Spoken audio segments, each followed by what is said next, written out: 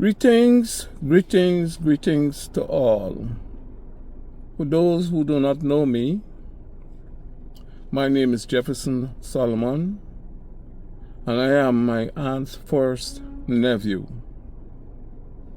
Today I come before you with a heavy heart that is overflowing with lots of grief and sadness. When someone you love becomes a memory, the memory becomes a treasure.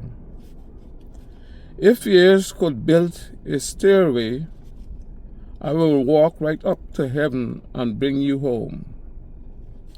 Although it is difficult, it is hard to see beyond the sorrow that we all bear. I may be looking back in memories to help comfort you tomorrow. Greece is the price we pay for love, so that we can keep on loving each other always.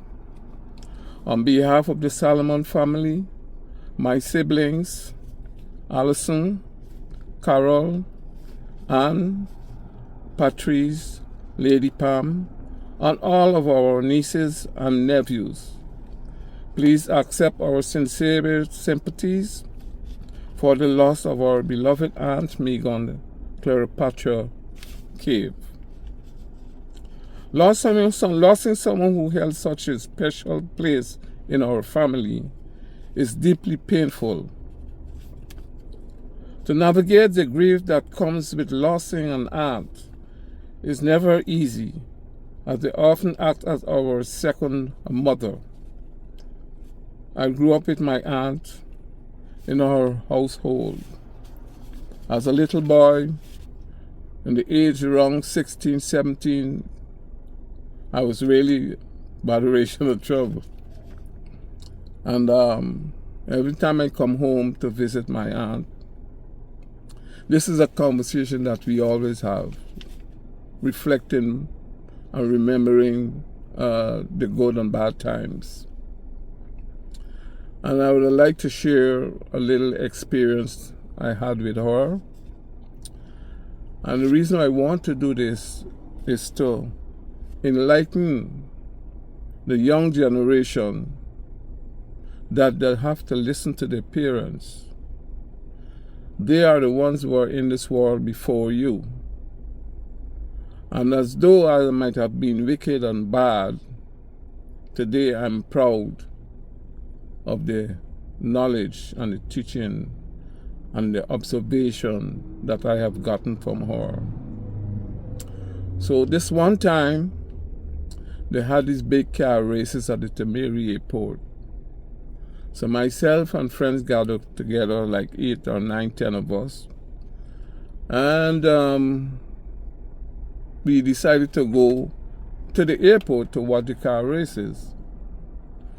So unfortunately, we don't know how we get in there. So one time, one of the boys said, well, let's ride up to Tamari airport. And who have bicycle have to try and get bicycle. So with that said, I take it on my own, and 2 of others of my friends then decide to go and hunt and see if we could get bicycles. Fortunate for me, I got a bicycle, and the whole motive behind it is to bring it home and strip it.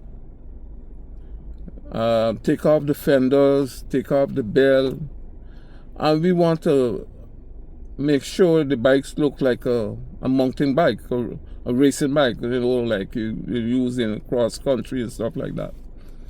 And that is the bike that I'm going to use to go with the boys to ride to the Tamari airport. So I brought the bicycle into the backyard of Auntie Megan's residence. And I started to strip this bicycle. And I had a little tin of blue paint. So my motive now is to paint this frame and make it look like a racing bike. And unfortunately, Auntie Megan came down at the back and saw me with this bicycle. And I froze for the moment because I didn't want her to know about this bicycle. And her words to me, Jeff, where did you get this bicycle from? I stuttered for words. And I told her that I saw the bicycle and I picked it up. I couldn't tell her a lie because for the type of person she was, I had to come straight with her. And I told her that I picked up this bicycle and it was right by the fence at the corner. And we planned to ride and go up to the airport to watch the races.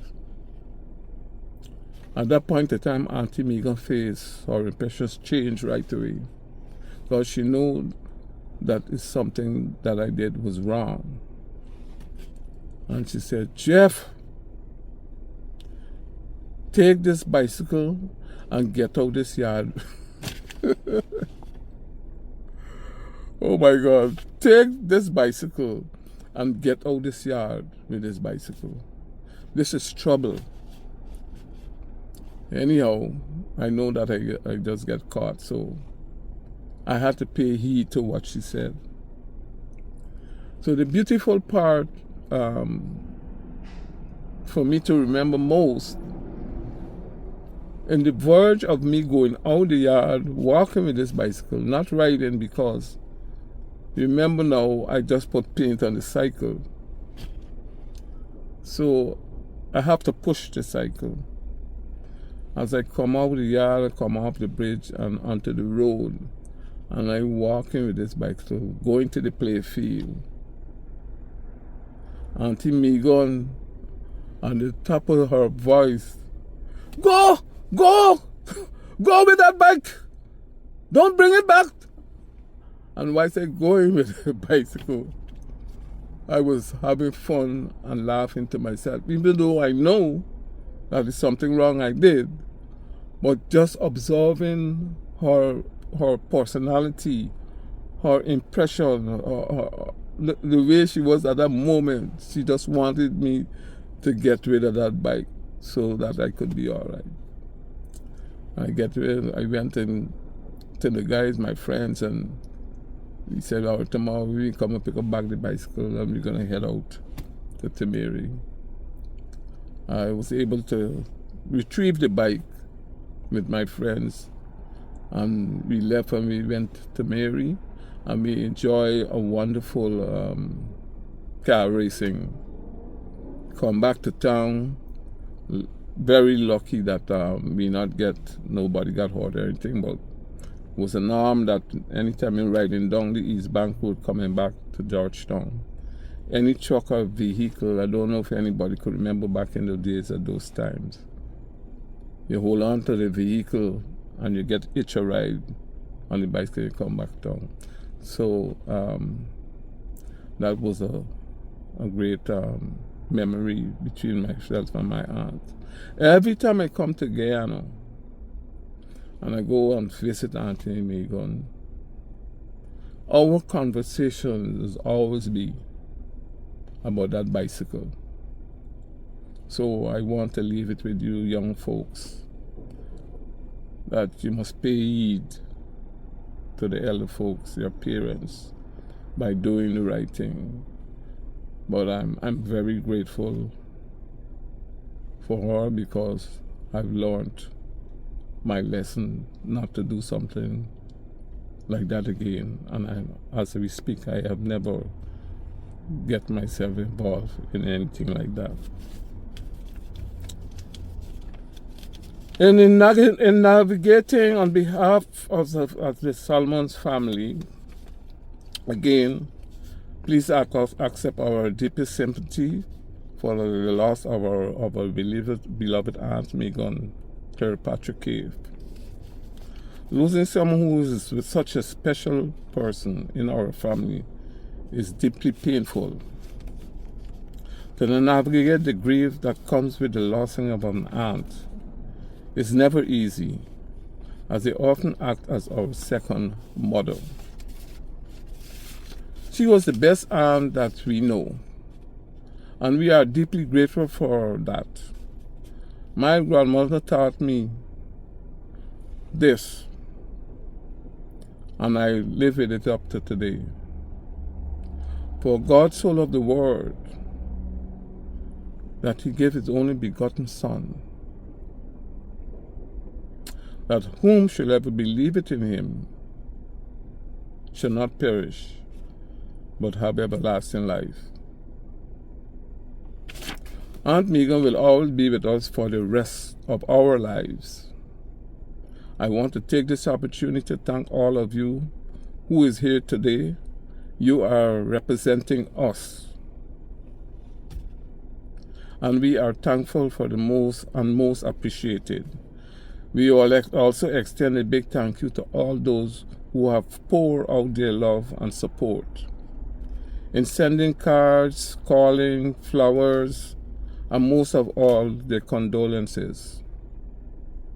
We bid you farewell, Auntie Megan. Safe travels. You will always be remembered in all of our hearts. Rest in peace and rise in glory. From our hearts to yours, family and friends, we thank you.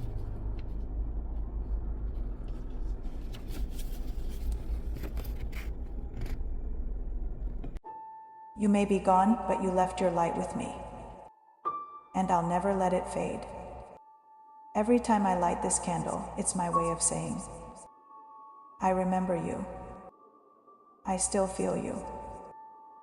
You're always with me.